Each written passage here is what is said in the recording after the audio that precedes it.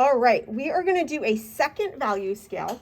Again, if you're at home, just draw out a rectangle anywhere from 6 to 8 divisions that are roughly of even size are going to work well for this. Don't worry if it's not absolutely perfect. This is not going to be a smooth shading value scale. You see that we have the boxes broken up. We're going to do an incremental value scale. This is the same scale that we did earlier in the semester when we did the charcoal pencils. When we did it then, we had a black and a white charcoal pencil that we were mixing together. This is going to be a little easier because we aren't switching pencils, we're just using a colored pencil. So unlike a traditional smooth shading value scale where we would start in the middle, for the incremental value scale, we're going to start on each end. I'm going to start all the way to one side, doesn't matter if it's the left or the right, and I'm going to lay out my lightest value. I'm then going to move to the other end of my value scale. I'm going to press down as hard as I can, and I'm going to lay in my darkest value.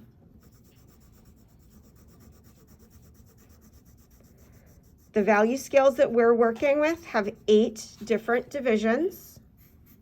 So it's an even number. So I don't have one box that's directly in the middle. So I'm going to treat kind of these 2 boxes that are in the center of my value scale as one for now. I'm going to then jump to the middle and I'm going to shade both of those boxes together with a kind of light to light medium shade. And again, I have switched to my overhand grip. So my shading is nice and smooth, even, and not streaky. Okay, so I can use this value scale that's above kind of as a guide. I now know what kind of medium I'm aiming for. Even though it's a different color, I can kind of tell. And I do want these boxes to be slightly separate in value. They shouldn't be the same. So now that I've kind of got them both at the same value, I'm just going to do another layer of shading on top of the box that's on the darker side of my scale, just so these are different values and they're kind of broken up. Now we've really chunked the value scale out. So now you can go back and do the same thing on the light and the dark side. Again, I'm going to treat these 2 value scales or these 2 boxes kind of with the same value. I'm going to make sure that this value is just a hair darker than the lightest one. And then this value should be somewhere between the one to the left and the one to the right.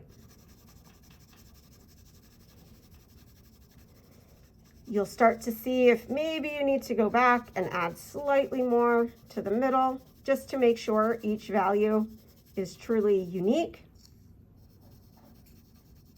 And then you can jump to the darker end of your value scale, color in those 2 boxes, and then kind of break them up by making each of those values slightly different and just a hair darker than the one before it. I'm being very careful not to go too dark too quickly. I'm just constantly layering my shading.